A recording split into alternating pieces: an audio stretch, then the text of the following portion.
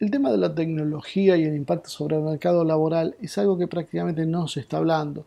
Es algo que en poco se han ocupado los economistas, mucho menos los políticos, ni la prensa, y sin embargo es algo que se hace presente día a día y que avanza, diríamos, de una forma implacable. Hay un estudio del 2019,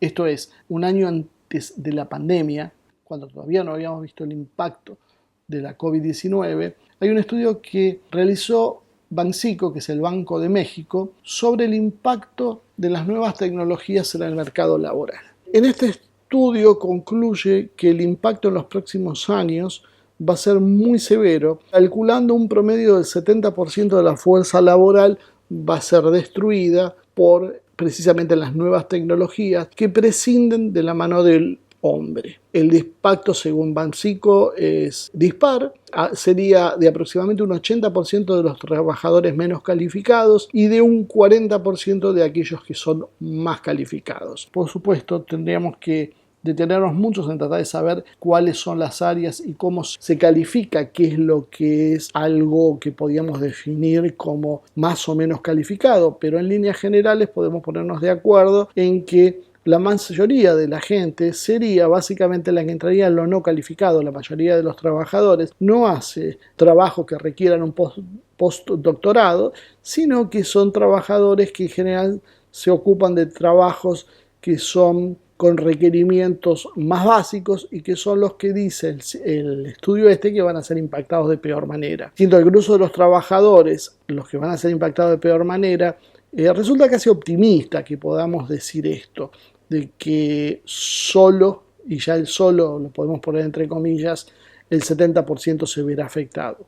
Fijémonos, por ejemplo, entre los trabajos que menos impacto van a sufrir por la tecnología, es el de los trabajadores de la educación, según este estudio. El estudio cita en un 15% el impacto laboral, es decir, aquellos que trabajan en educación prácticamente verían muy poco afectados su demanda laboral. Sin embargo, esto, si uno mira un poco lo que está sucediendo, y por eso hablábamos que esto fue antes de la pandemia, claramente el mundo empieza a girar hacia otro sistema. Un sistema que tiene que ver con la virtualidad. Se han hecho pruebas, ya hace muchos años, hace más de una década ya se han hecho pruebas de este tipo, que tienen que ver con que los programas online de educación que chatean son tan precisos que la mayoría de los estudiantes no detectan cuando están hablando con un programa robotizado que cuando están hablando con un verdadero profesor. Esto es una situación que se va a ir incrementando porque cada vez se desarrolla más rápidamente la inteligencia artificial y porque además permite una educación personalizada. Cuando uno tiene un alumno con determinados problemas, un programa de inteligencia artificial puede rápidamente acondicionarse a las necesidades y las formas que tiene ese alumno. No así un profesor que tiene que atender un aula con 30 o 40 alumnos. Esta situación,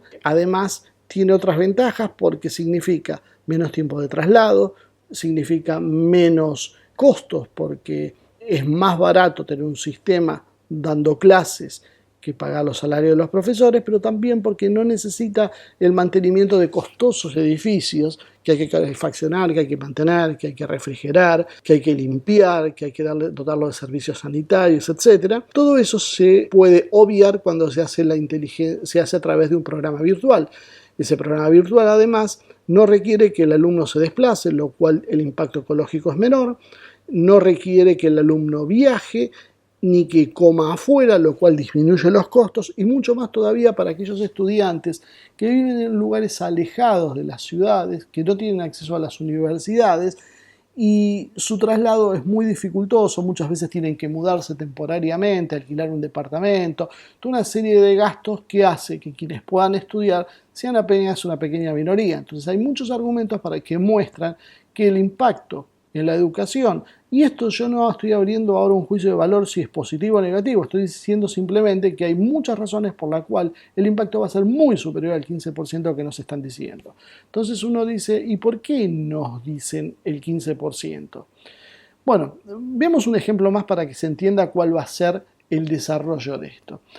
Nosotros estamos viendo un reemplazo que parece gradual, pero en realidad es muy acelerado porque se está dando en los términos de una generación donde un trabajo histórico empieza a transformarse en trabajo modificado que a la vez termina por perderse por completo. En el caso de los taxistas, de los taxis en las grandes ciudades, hemos visto este proceso claramente cuando apareció la competencia de empresas como Uber, Cabify y otras, quienes fueron desplazando a los taxis de las ciudades. Hoy los taxis empiezan a ser una rareza cuando no han desaparecido ya en algunas ciudades. El conductor del taxi, que podía ser en principio fue un empleado que compraba su licencia y tener un taxi significaba casi diríamos que un pasaporte al bienestar económico, fue perdiendo espacio y se transformó en un trabajador que en general vendía su servicio a una empresa que compraba las licencias,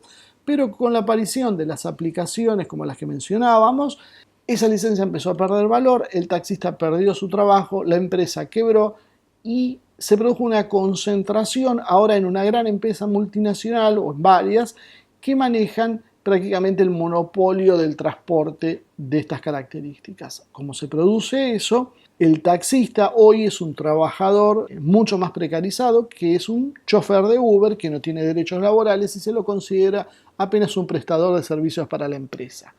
Pero ahí no termina la historia. ¿Por qué? Porque Uber ya hace años que está experimentando y está encargando flotas de automóviles de conducción autónoma. Todavía no están en la calle por algunas cuestiones legales, porque falta perfeccionar algunas cuestiones tecnológicas y porque falta que socialmente se los termine por aprobar.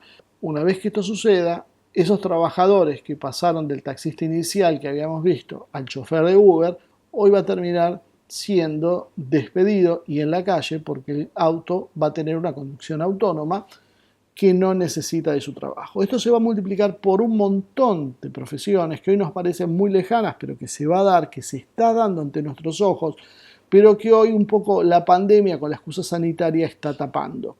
Es obvio entonces que para las grandes corporaciones los empleos manuales son convenientemente reemplazados. ¿Por qué? Porque es más económico poner un robot que una persona. Aun cuando uno diga, bueno, ese robot le salió $10.000.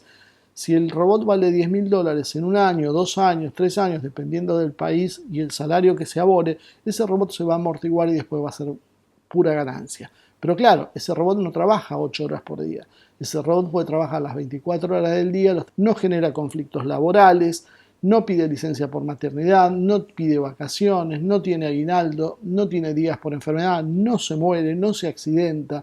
Ese robot es mucho más rentable en definitiva. Y además se ajusta a la demanda. Simplemente cuando no hay ventas, el robot se puede apagar y ya está. El trabajador hay que seguir pagándole su salario porque si no va a tener reclamos laborales, porque sigue viviendo y sigue gastando.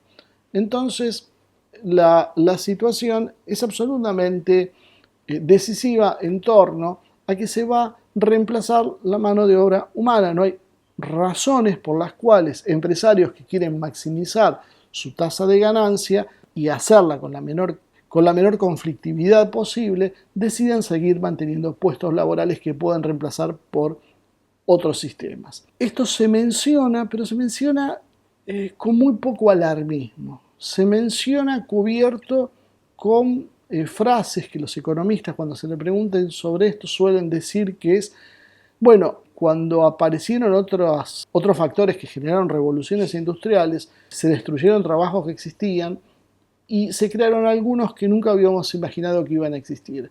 Y en definitiva hay más trabajo ahora que antes. Este problema es que este razonamiento nace de una falacia porque lo que hoy estamos viviendo no es la destrucción de un puesto laboral para que se cree uno nuevo, sino simplemente es la destrucción de un puesto laboral porque no se va a reemplazar por otro puesto laboral, porque a diferencia de lo que sucedía anteriormente, la tecnología no necesita la mano de obra humana. Esa es la gran diferencia. Antes se necesitaba la mano de obra humana para algo en menor cantidad y esa mano excedente se podía destinar a otras tareas. Hoy no, hoy simplemente lo que está pasando es que inclusive hasta las tareas intelectuales se van a suplantar. Es decir, la demanda laboral que puede haber, si es que la hay, va a ser mínima y absolutamente insuficiente para la cantidad de personas que habitan el mundo. Entonces, se trata de no crear alarmismo por un lado, se trata de generar sistemas de amortiguamiento del impacto social, como es el de la asignación universal, que se va a emplear durante un tiempo seguramente mientras se van dando los cambios, a efectos de no producir una sublevación global, cuando la gente tome conciencia que su trabajo no tiene futuro, va a desaparecer y aquellos que están estudiando probablemente nunca van a poder ejercer ningún tipo de trabajo, ni siquiera, menos aún todavía el que estén estudiando. La mayoría de estas cosas van a ser superfluas y se van a terminar extinguiendo. Pero blanquear esto ante la sociedad implicaría acelerar una discusión que no quieren dar, que tiene que ver con cómo se va a poner la tecnología en beneficio de la sociedad. Entonces se crea una ilusión donde se puede seguir adelante, pero sin embargo esto no va a ser así. Solamente una pequeña minoría, en el mejor de los casos, se va a poder integrar al sistema. Esto va a traer de la mano algo que ya nos vienen diciendo desde hace años, pero ya es más que evidente, que es el colapso de los sistemas contributivos, de pensiones y jubilaciones. Cayendo la masa de trabajadores, es imposible que se pueda mantener con un porcentaje de esos salarios los trabajadores pasivos. Si cuando esto se calcula 4-1, 4 trabajadores activos por cada uno pasivo, hoy la relación es casi de 1-1, y esto tiene que ver con que precisamente hay menos trabajadores en función de las necesidades de la economía. Pero por otro lado también tiene que ver en que los trabajadores hoy son mucho más productivos de lo que eran antes. Y si antes se necesitaban 4, porque en realidad la capacidad de 4 trabajadores por su producción podía pagársele una jubilación a un trabajador, hoy un solo trabajador podía producir la jubilación de cientos de trabajadores, porque su productividad es muchísimo más alta. Sin embargo, esta productividad nunca se socializó, sino que fue la base de la acumulación de las fortunas que hoy vemos, que cada vez en tiempos de crisis terminan siendo cada vez más altas. Son inmensamente ricos, con la mayoría de la gente inmensamente pobre, a lo cual le dicen, bueno, no dan los números, no podemos hacer, pero no es que no dan los números, sino que lo que no da es el reparto, porque se reparte de una forma muy inequitativa. Esto va a traer también un par de efectos asociados. Va a haber una mayor concentración además de las riquezas, porque las únicas empresas que van a poder competir por la inversión inicial que se necesita son aquellas empresas que tengan grandes capitales para hacer esas inversiones iniciales, lo cual va a dejar probablemente a la mayoría de las pymes fuera de este sistema, porque va a ser demasiado costoso y porque aparte no van a poder actualizarse y aprovechar las ventajas de la tecnología a tiempo. La dinámica es muy rápida para una pequeña empresa que no puede contratar expertos que asesoren sobre el tema.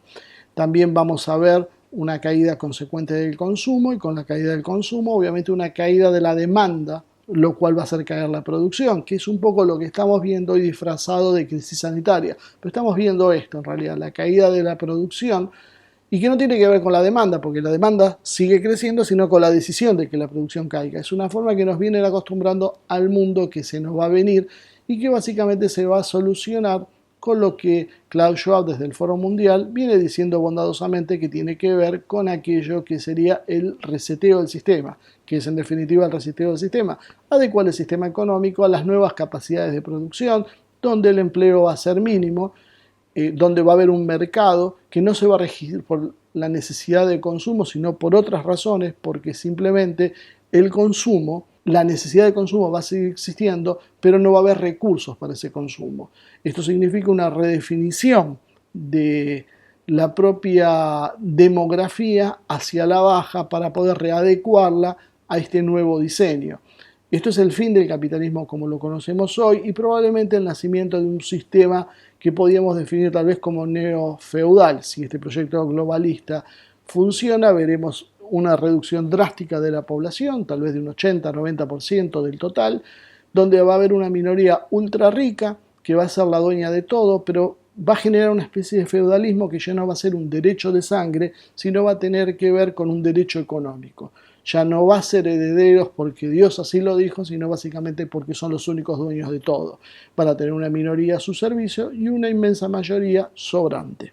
Y esto se va a dar en el marco de una altísima tecnificación de la sociedad, donde los sistemas de vigilancia son los que hoy ya empezamos a ver, donde no hay derecho a la libre expresión, no hay derecho a la rebelión, donde empresas corporativas privadas fijan normas comunitarias que todos tienen que aceptar, donde esas leyes son inflexibles, no son generadas por parlamentos, sino simplemente por un burócrata, donde no hay ni sistema de justicia ni de defensa, y solo quedará la evasión vía drogas o del metaverso. El pleno empleo ya es una ilusión, creo que es hora de empezar a debatir, y es el eje de toda esta exposición hoy, debatir los beneficios de la tecnología, el sistema de patentes y cómo se va a reorganizar el mundo en función de los beneficios sociales que trae la tecnología.